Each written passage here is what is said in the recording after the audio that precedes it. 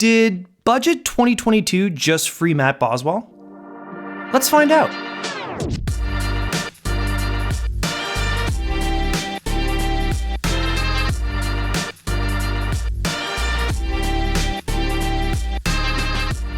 Hello and welcome to another episode of the Beta Kit podcast. I'm your host, Douglas Altus, editor-in-chief of Beta Kit, and my co-host, as always, is Rob Kennedy. Last week, we promised you a budget breakdown on this week's episode, and well, it turned out that Budget 2022 ended up having a surprisingly heavy amount of innovation policy. So instead of trying to cram all of that into one podcast, we're going to tease them out, topic by topic. Tonight's topic is competition. So, of course, we are joined by Vass Bednar, Executive Director of the Master of Public Policy program at McMaster University and author of the excellent Regs to Riches newsletter. And essentially, Vass is going to help us understand if Canada will remain three telecom companies in a trench coat. All right, Vass, the last time we had you on this podcast, you noted that our government is pretty, and I quote here, woefully ill-suited to the task of protecting Canadians from monopolies. And I believe we titled the episode something like Canada's anti-competitive policy.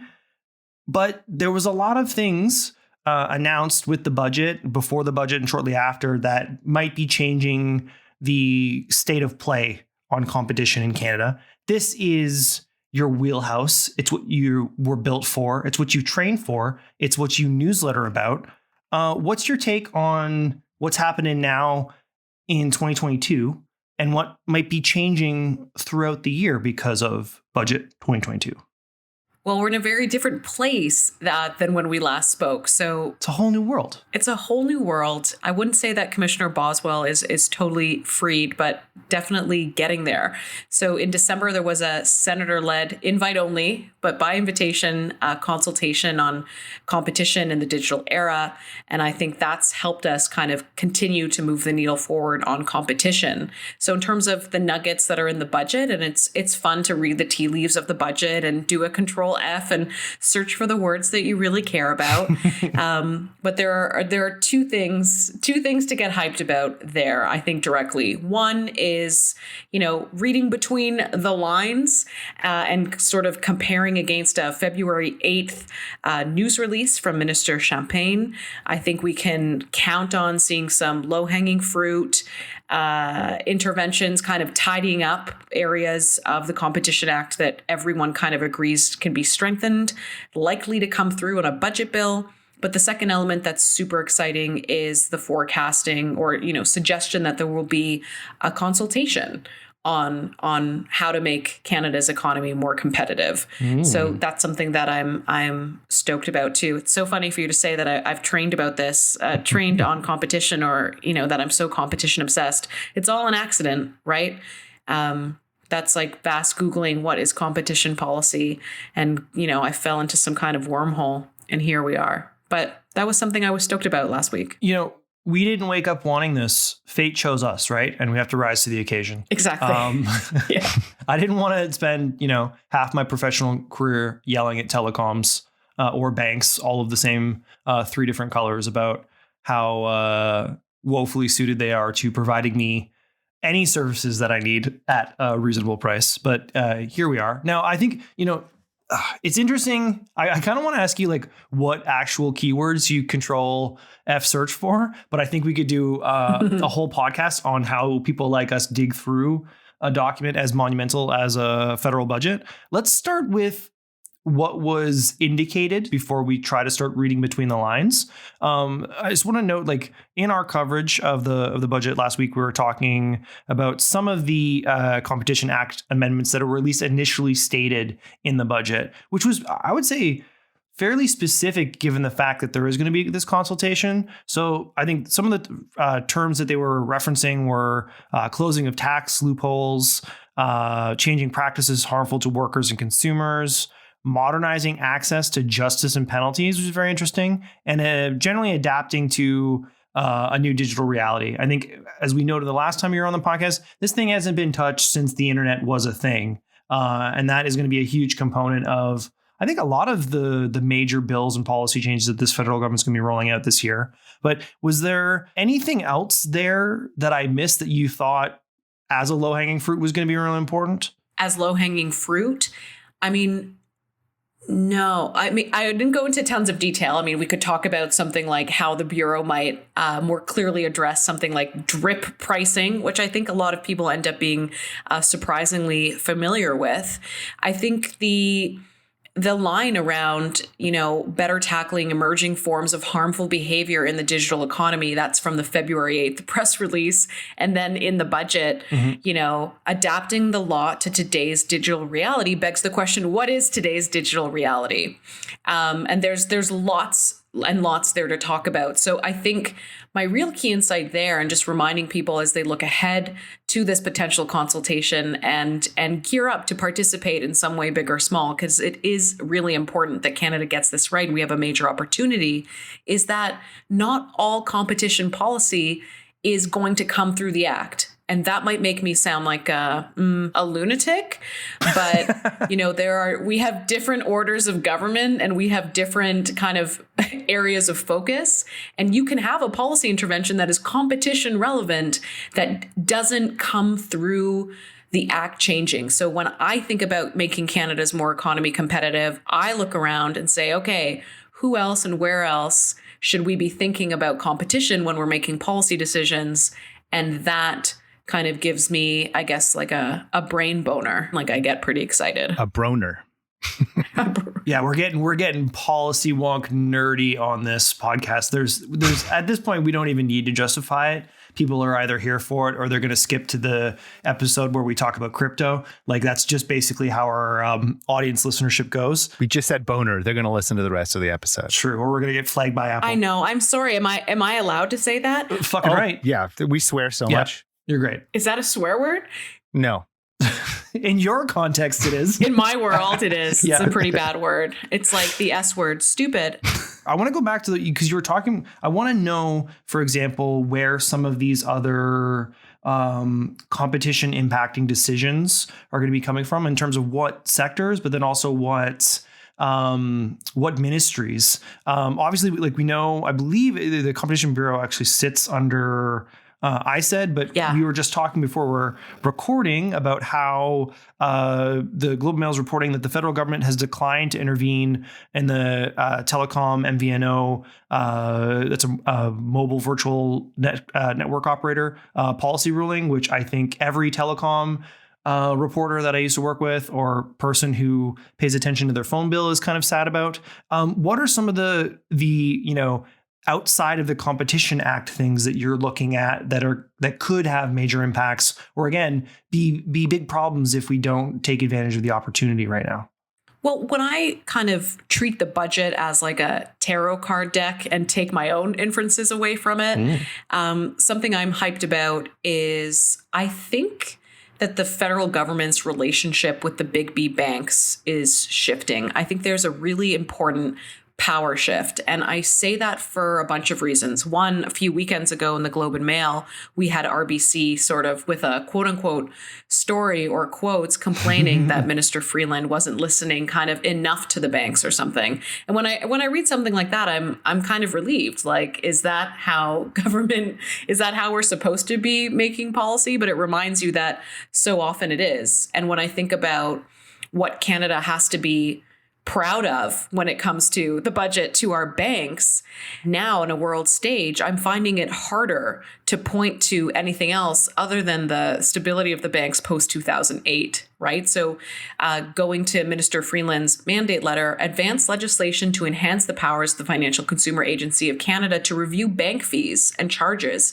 require adjustments if they are excessive.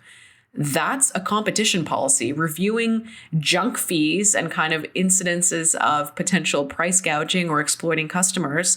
That's a competition relevant innovation, and it's not going to be in a regulation in the Competition Act. Can you explain for our audience just what a junk fee is? Because I know you've dug into this a lot. Like, I think the thing that people appreciate you when they read the Regs to Riches newsletter beyond the photos and the titles, are the way that you kind of approach this generally from a consumer-centric kind of pathway or framework, right? I know when you've been writing previously about like, let's say shoppers or Loblaws or things like that, you're usually coming from like what consumers are dealing with when they're walking down the aisle. What's a junk fee in this scenario that our listeners would kind of, and like, I'm sure they're probably like, oh, don't worry, Douglas, I've got like 5 different fees I'm pissed off about by my bank. But like, set a context for them so we can just follow along. I feel like we don't use the terminologies of junk fees in Canada as much. So it's a good question. A junk fee could be like an overly onerous overdraft fee, additional charges when you're buying a ticket, resort fees. Basically, they're becoming part of some companies' kind of core business models.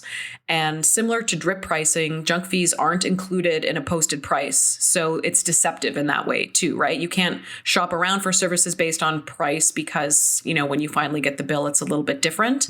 And yeah, fundamentally, they undermine competition and they have real implications for household finances. So thank you for saying that I take a consumer-centric approach, but I got lots of bees in my bonnets around back to that digital reality. What does it mean, right? What does it mean? What's the digital reality? Not just competing online, but shopping online, having prices calculated in potentially deceptive or manipulative ways. So I mentioned that I was getting excited, like, okay, maybe there's more accountability, more scrutiny on bank activity that's challenging the license they think that maybe they're, I'll use the word entitled to, right? Entitled to put their fingerprints on public policy in Canada. Let me answer the question you actually asked me. Where else should Canadians be demanding competition relevant policy interventions? Privacy. We saw the privacy commissioner write into Senator Weston back in December.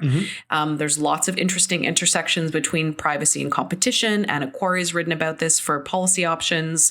We might be reviewing or seeing new privacy legislation, right, coming up in Canada. Great. That's an advantage for Canada if we can be thinking about those policy planks at the same time. Last year, there was a review or call for comments on the Copyright Act. Copyright may be boring, but super relevant. I don't think it's boring. I think it's probably just, it's not the sexiest piece of digital legislation out there.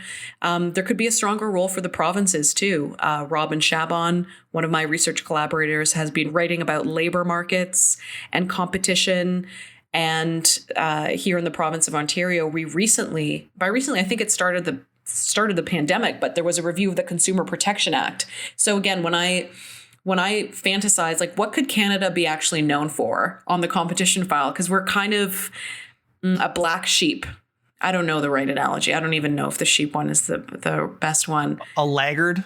A laggard. That's like a much nicer way of saying it. We're a little conservative, taking the wait and see approach. Everyone's kind of jumping in and we're standing at the side of the pool and whatever, taking its temperature. Yeah. But it could be I'll use the joke, like, consolidation prize, that if we're able to almost concurrently review or update key pieces of legislation to reflect that digital reality and not put it on the shoulders of any one ministry or one piece of legislation, we could actually really show the world what it means to create a modern regulatory framework for this thing called the digital age or the digital economy, which, as Jennifer Quaid will tell you, the digital economy, it's just the economy. And then she says stupid, and it's really funny. So I don't know if I delivered it the best way. You're just really brain bonered up on this utopia of competition you're envisioning for Canada. A girl's got a dream.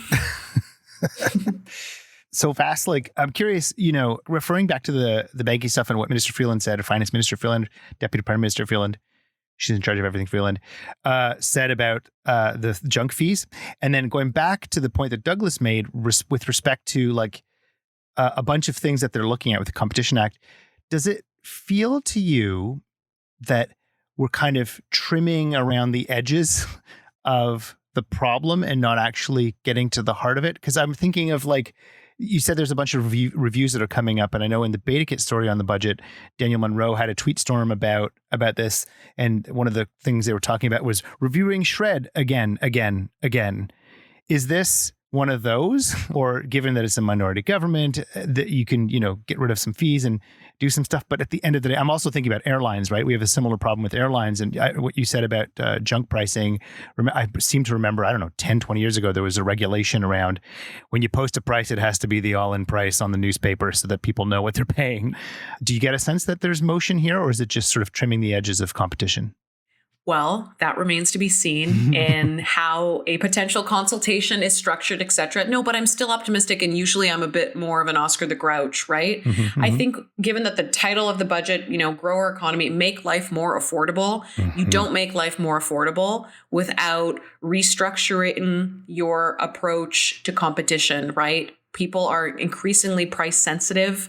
And we're seeing that, I think in Canada, it's about 23% of price increases is the result of price gouging, right? Corporate profiteering. In the US, it's closer. It's between 40 and 60%. So back to our relationship, even with big business changing, I think consumers, be us, as price sensitive as people appropriately are really looking at, am I being exploited? Is this a reasonable price increase? And grocery stores, et cetera, are posting record profits. I think the government has the license to really take it head on. And partially that's because of the economic context that we're in. The stars are aligning, all the bad cliches. No, I'm legitimately optimistic. Yeah, and I say we're using a lot of bad cliches here, and we're talking about the level of the motion on the competition ocean or whatever. But I think it's also because we have this built-in assumption that we need to oversell this stuff because people will be bored by it. But let's just level set on this.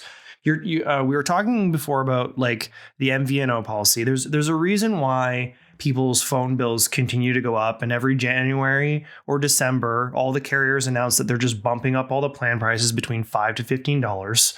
When it comes to pricing issues, we've had issues with price fixing on the cost of bread. Vass, you've written about whether or not it's a good thing if your druggist knows your health history or uses that to give you points on deodorant you buy at the shoppers. When it comes to copyright law, that's going to dictate whether or not Disney or Amazon owns every intellectual property made over the last 100 years that they just keep selling to us in perpetuity, that we're all going to have to watch on Crave because there is tons of centralization of all the media in Canada, forcing us to pay for specific plans there.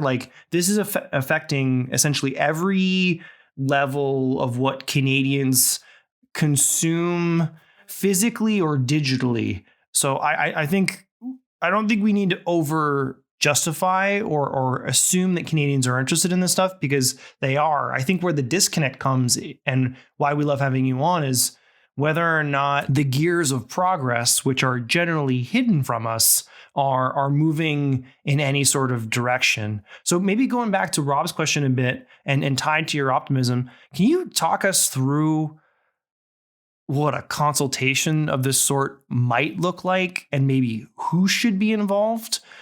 So when we find out who is or isn't, we can maybe hold those operators to account. What would your ideal scenario be for this competition consult to take place and really affect change? Okay, maybe I'll answer in two parts there. I mean, first, I think what Canada does need is to, this might seem intellectually lazy, but, take some inspiration from President Biden's all of government approach. He had a historic executive order last summer. It's not even a year old. And I say that because I'll use another sports analogy. But I do think we need a full court press when it comes to improving competition. And that's why we should take the regulatory and intellectual burden, diffuse it away from just one federal ministry and call on a range of government actors to assess competition relevant, outcomes, situations, et cetera, implications of policy decisions too.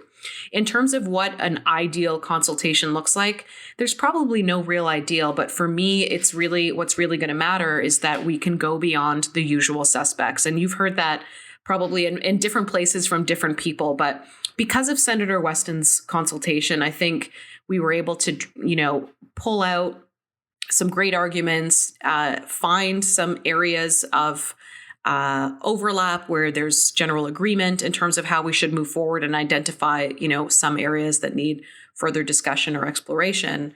But for too long, just like with banking, there's been such a limited set of actors who are influencing either policy progress or, frankly, the lack of it. And on competition, I think we don't quite have that much to thank a group like C.D. Howe's Competition Council for until recently. They've started to come to the table with some ideas and areas. Earlier, you mentioned like modernizing access, right? What does that mean when we're trying to read between the lines? Could that be private access rights that a group like C.D. Howe has called for? I think, the sign of success for Canada, and another way we can show ourselves and other people, our international peers, that taking our time was worth it, because we're going to get it right, and we're going to include small businesses. We're going to include the voices of consumers, right? We're going to not just make it about the red herring kind of quote unquote big tech. This is not just a big tech accountability agenda. This is about, again, level setting on the digital economy, what our digital reality means, and putting forward not just model legislation, but a model approach, an actual comprehensive strategic policy approach related to these issues. And if I could do that all by myself, or if I could do it on my blog on Regs to Riches, I would have done it already. But that's a messy process. But it's worth it. And that's why we have government. We have government to do hard things, not just have press releases and make announcements. So I'm looking forward to participating in that hard work and rallying other people to the table, hopefully many Beta Kit listeners and people in Canada's tech sector, to help us get this right. Yeah, so I think that was your soft pitch to chair the consultation. Duly noted. No. No, I don't want to chair it. Okay, I'll chair it, and then I'll just. I really don't. Don't edit that out. Why don't you want to chair it? I have a position and I have a perspective, so I'd like to be a participant. I'm not a neutral person to chair something like that. I'd love to participate. I'd love to help rally kind of more of a macro perspective on the future of Canada's digital economy, or help us write and think about that and connect those dots. I think that's a place I can be a value add, as well as I bring very good gifts to the table and funny tweets. And people need that. Sometimes that makes the day. Like baked goods and stuff? What kind of gifts do you bring to the table? If I do an email, I often include a surprise little GIF at the end. I installed Giphy. Oh, gifts. I thought you meant gifts, like you were bringing like physical packages of bow tied. She meant GIFs, not gifts. I heard gifts. Here's a pizza. Oh, I bring gifts. Yes. You know what? If you put me on if Canada's Digital Policy Task Force ever materializes and I'm on it, I will bring everyone a gift, because I'll be happy to be there. Let's do it. Let's wear something matching. A gift of gifts. Okay, so I want to just follow up on that. Noting that you would not want to be the person kind of chairing it, you want to be kind of a player in the room. But you had referenced kind of before kind of the not wanting to see just the usual suspects, and I think that's where I want to pause and maybe get you to note for our audience and for us, because honestly, I'm just a guy who has you on the podcast, and then I tweet about Matt Boswell every once in a while, and I get senators to wear T-shirts about competition, and then somehow that puts me at the center of this conversation sometimes. That's the extent of my expertise. I know how to tweet things to get people to pay more attention to me. But I would like to know, who are the usual suspects when it comes to these types of conversations that we should be looking out for, so that when we go to the second section after the break, we can talk a little bit about the messaging around this approach. Or the unusual suspects. Okay, look, joke's on me. Maybe I'm becoming a bit of a usual suspect now. But the only reason that is because the competition thinking space has been characterized or dominated by the perspectives of economists and lawyers. That makes, in in one way, a lot of sense, right? These are people who interpret the act, who advise companies on the act, and who help quantify the potential outcomes or implications of a merger, etc. However, one, because so often it's lawyers that are so well trained on, every aspect of the act, as they should be, they're often unable to comment in the media, which creates a bit more space that certain people have been filling up with their thoughts. That's one aspect of the usual suspects. And the other is just, we're really starved for research. I know it's so boring for someone from a university to say that, but we don't have a comprehensive kind of competition research agenda yet in Canada, which means that there's fewer scholars to draw on. So in terms of the usual suspects, I don't mean to name names in terms of particular people, but rather their perspectives or their training. Right? Again, we don't speak directly to small business owners about the competition pressures they're facing, or when we have public policies that say go online, literally go digital, get your company online, compete online, but we don't support people in navigating the terms of what it means to compete online. I think we're doing them a disservice. Workers as well, right? Platforms can have monopsony, which is the same as a monopoly, but just instead of one seller that's dominating, it's one buyer, so a purchaser of labor. Gig workers in particular might be experiencing monopsony power. Do we have the legislative tools we need to address that, or do we need new legislation? Those are bigger questions. And part of why it's so hard to have a good conversation about competition policy in Canada, other than the reality that the best conversations about it don't use those two words. You see a beautiful policy artifact from the Competition Bureau in response to that senator-led, very productive step, that consultation. You see the enforcer showing up, coming to the table, and really bringing it. Okay, all I got from that was we want to free Matt Boswell, and then we want to imprison Michael Geist. Duly noted. Okay, let's talk about conversation right after the break.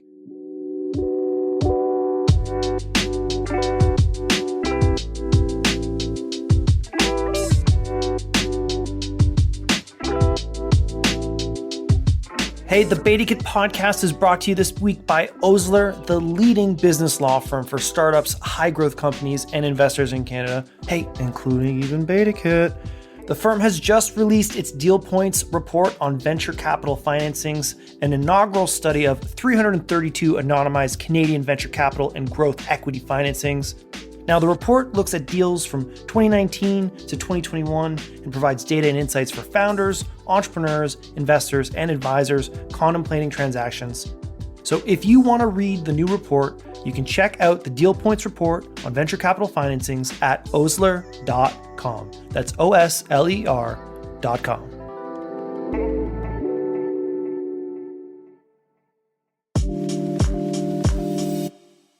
Hey, the Beta Kid podcast is also brought to you by Cisco, and Cisco wants you to join them at the Hockey Hall of Fame in Toronto on May 5th from 2:30 to 5 p.m. Eastern Time to learn all about how migrating from an on-premise phone system to the cloud is the perfect solution for your business. From easier collaboration to simpler remote work, cloud calling has you covered. At the event, you'll hear from industry experts, and attendees will get a chance to win exciting prizes. So to learn more or to register for the event, go to www.business.bullfrog.net/hockey, and we will see you at the Hockey Hall of Fame in May. Okay, so Vass, at the end there, before I really interrupted you, we were talking about, how do I phrase this? There are conversations about policy, and then there are the conversations about the conversations around policy. And I believe you had noted it previously. You had noted a different Globe and Mail story than the ones that we had noted in our last week's episode. But the Globe and Mail story that you noted was basically some banking reporters talking to bankers about how the government better watch out and get serious about the economy as the I guess two things are happening. Our Canadian banks are making more money than ever before, and the federal government was preparing to implement some new policies that we've discussed. But then also this excess profits tax, which we actually got a question about last week from Senator Colin Deacon, who is a big competition head. He's a big free Boswell head. We completely failed to answer that question. So, and Katie kind of even chided the senator about submitting such a long question during an AMA, all things aside. I want to get your take on that specifically, because I think it relates again to a more whole of government approach.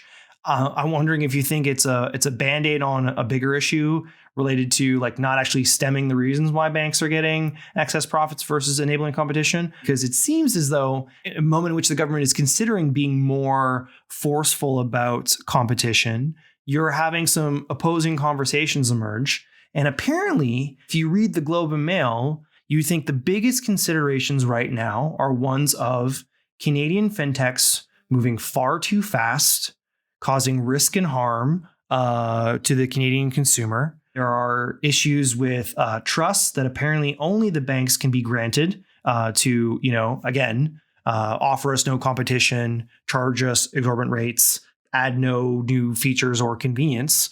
And we, for some reason, need a new Privacy Act before we can, truly embrace open banking or any sort of like innovation in financial services. And I'm wondering if you're feeling like this is some of that, the same old voices are maybe finding new approaches to drive the narrative away from a well-intentioned conversation about what policy truly should be and kind of taking more of a look over there type of approach. Like when you're looking at competition between Canadian FinTechs and the financial incumbents, are you really considering evolution to like privacy laws at all? Or do you feel that that's a red herring? I don't think about that there's a necessarily like a perfect order for, policy change to happen. I think if you were to compare even over the last 10 years, sure, policy problems are ever more complex and the pace of change is exponential and disruptive and all those other cliches. But the computational power of our governance institutions hasn't changed, right? It's not even a step function. If anything, the House sits less often. So it makes, certain policy priorities more urgent, and it makes those windows of opportunity smaller and narrower. And that's very agitating. But when I think about banks and fintechs, I do think Canada's making slow but important policy progress on open banking, and yes, even payment modernization, despite the forces that might be slowing that down, which have been well covered. But certainly the banks do seem to be acting like gatekeepers, right? And not just gatekeepers to the Banking Act, but we see that banks are happy to mimic fintechs and purchase fintechs, but not grant fintechs access to, something like the payment infrastructure. Now, if fintechs low-key colluded and behaved the way banks have over the past few years, I think we'd really have more reason to hate them. But the reality is, potentially, I think banks have been riding a little too long on the halo from the 2008 halo that was well-deserved. I think that halo is up for renewal. I say that cheekily.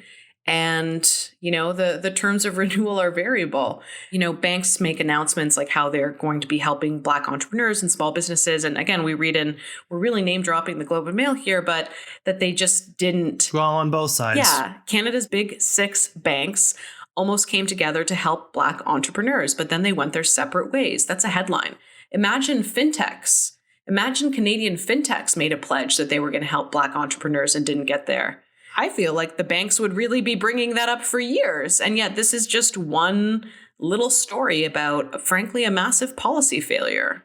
Yeah, I agree. I would say, the story related to that is that during the pandemic, Canadian FinTechs were looking to participate in dispersing some of the federal and provincial programs designed to help Canadians, and were completely frozen out of it. I think we're generally aligned on the concept. And I think most of our listeners would generally agree because they're either, working for disruptors or are just average Canadians who are not happy with their banks in any way. I say this as someone who just had Baitikit's credit card canceled by the bank because they refused to send us a new card to where our office actually is now, without telling us that they have for years considered our office to be in some place where it isn't. And it wasn't accessible to us in any way. It was some secret hidden profile that I would only know would be there if I walked into the right branch on the right day and spoke to the right person. And it took our director of ops 3 hours on the phone with them to even figure out why our card wasn't being sent. Like, these are the types of circumstances that every Canadian entrepreneur deals with Canadian banks, even if they can get a credit card or a line of credit. What I want to go back to is that messaging component. And if you feel like some of the stories that you've been seeing, and again, credit to the Globe and Mail for some great reporting on what was going with the Black Innovation and Support Programs for Entrepreneurs. But on the other side, from the finance reporting, where there seems to be an upswing now of all of these perils and concerns around finance innovation, just at the time that the federal government is starting to consider providing like actual policy approaches, an open banking lead, or Rails access to change. Have you seen an uptick in, let's say, anti-competitive propaganda lately as a hedge to maybe losing ground on the policy front? No, I haven't been looking for that kind of messaging. But again, I think what the government is signaling is that, they really care deeply about affordability for Canadians. And that means that, from a policy perspective, maybe they're going to be looking under the seat cushions for meaningful interventions, right? And no intervention is too small or modest if it's going to make a change in people's pocketbooks. So that's the kind of takeaway I have. And it's not just about banks. I don't totally mean to beat up on the banks, but I think, we are looking as Canadians, what else do we want to be known for when it comes to banking and supporting customers and having an innovative, broader banking sector? It's easier to dip on the banks because they don't really own any of the sports teams. And if you dip on the corporations in Canada that own the sports teams, we might cause a ruckus for which we are not prepared. But okay, on that front, let's go back to this excess profits question, because I think it kind of wraps up a lot of the things that we've been talking about and a lot of the subjects we've been talking about. And just to get your thoughts on that, and in fact, allow me to just actually ask you the question that Senator Deakin asked us, which we completely whiffed on, and see where you're at in an agreement, because well, not to spoil it too much, I think we're feeling like this might be a Band-Aid solution to a more fundamental problem. But I'll read it out and let you weigh in. This is what Senator Deakin sent to us before the budget essentially confirmed that this was going to happen. We may see an excess profits tax placed on our banks in this week's federal budget. What are your thoughts of the relative value of taxing the excess profits of incumbents in protected sectors like banking versus introducing regulatory reforms that level the competitive playing field for new entrants? Now that the federal government is moving forward on implementing open banking, my question relates more to a possible continued or possibly expanded use of this excess profits tax approach versus one that ensures that our competition law policies support the inclusion of innovative new entrants in every sector. Now, obviously, Senator Deakin is pretty team Free Boswell on this, but I'm interested in your take because you were speaking before about a whole of government approach, different kind of sectors of government applying a full court press here. Do you like seeing something like just even as a policy novelty, an excess profits tax going back into spurring innovation? Or do you feel like that maybe that is at the wrong end of the problem solving spectrum? So maybe what Senator Deakin was getting at, does an excess profit tax only address the symptom, perhaps, right? That outcome where there's excessive profits, big surprise, potential, price gouging, prices that are too high because we don't have we either insufficiently enforce the existing act or we don't have the right tools to prevent the kind of consolidation that allows firms to have profits like that. I guess I would cop out and try to look really cute on screen and say it's a little bit of both. Like something we're really bad at as policy people is that we're constantly thinking about policy interventions that are forever and that are for everyone. But that's not the only reason we have public policy, right? We need interim solutions. We need to be able to do something now while we, plan something again that's maybe bigger and more comprehensive and make those trade-offs. So I am in support of that excess profit tax on the banks. Does it seem like we're beating up on the banks? Maybe. Should it have been in other sectors? Maybe. But what it will do is it will help create that recognition of the outcome of maybe a lack either of competition or of enforcement of the act, and hopefully engage more Canadians and build more support for the kind of very challenging and diplomatic policy work that we're asking ISED to do for us as they proceed with a review of the Competition Act, which is going to be, again, complicated and messy. Last reason it's going to be complicated and messy, because they are willing to listen to new and different voices alongside the usual suspects. And frankly, it's much easier to make public policy with the usual suspects. It's way easier to call up 6 banks and spitball some policy interventions and make a decision. But again, I don't think that's what Canadians do anymore. And I don't think it's what Canadians want. Yeah, no, that's really interesting. And I guess duly noted on the idea that iterative interim steps are better than years of trying to perfect the good with no change. Yeah. I guess maybe Rob, just throw it to you, right? Because as our listeners might know, you've jumped from the corporate sector back to working on your own startup in stealth mode. From this perspective, assuming you are working in the fintech space, but I know you're well versed in that, would you see this as kind of like a slap in the face that we're not going to allow you access to real-time rails, we're not going to truly allow open banking, but we'll give you some of the money that your competitors have in excess to spur your work or offset your costs? Or would you, depending upon the stage of your startup, be like, hells yeah, I'll take that money because I will work hard to turn it into something of value? Like how would you look at that from just an entrepreneurial lens? I have empathy for what you were saying. So to be clear, I'm working in the healthcare space or health adjacent space, not fintech, but worked with both tons of fintechs and helped build them in Canada, and also some incumbents along the way. And so with the kind of entrepreneurial hat on, I would say, I think I might have said this on the AMA, but money is not sufficient. Capital, especially these days, if you're a fintech, I mean, there are a dime a dozen in Canada.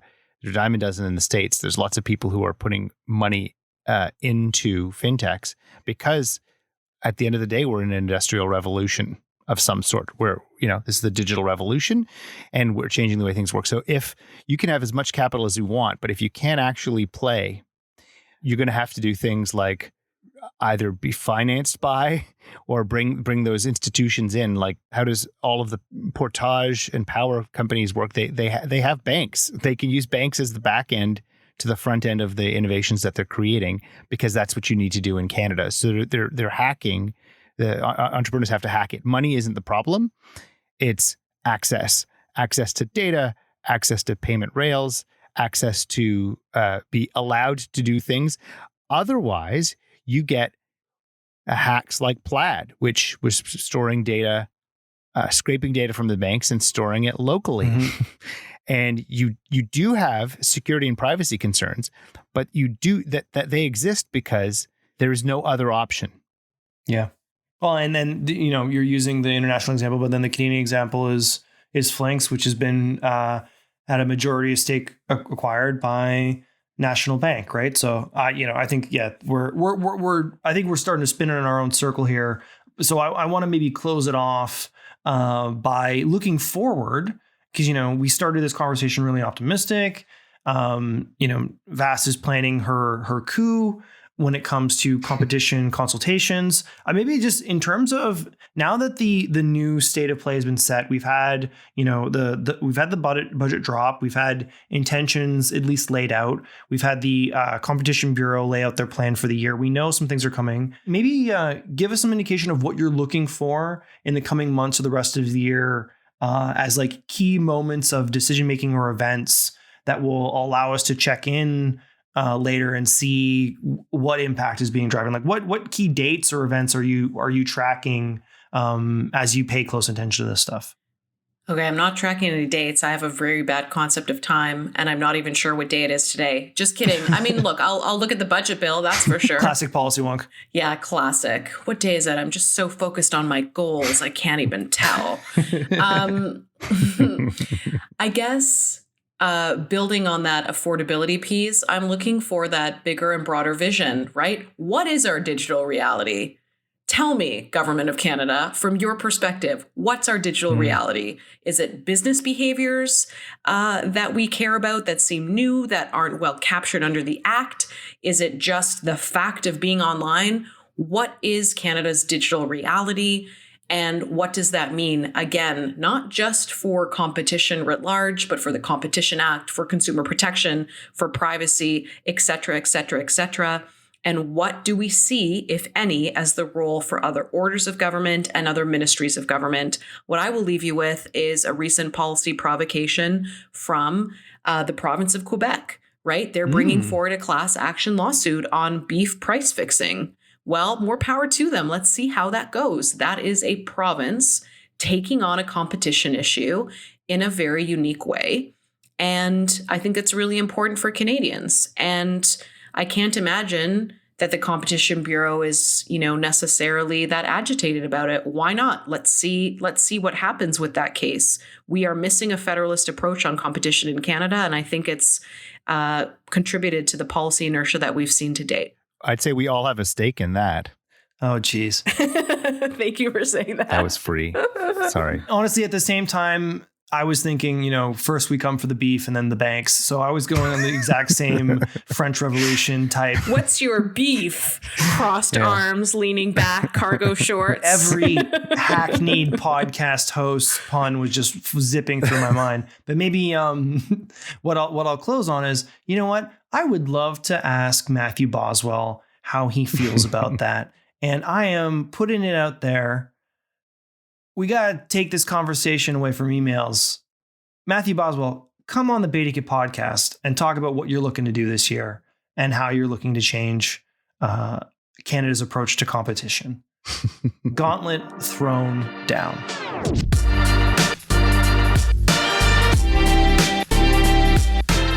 The Beta Kit podcast is produced by Beta Kit Incorporated.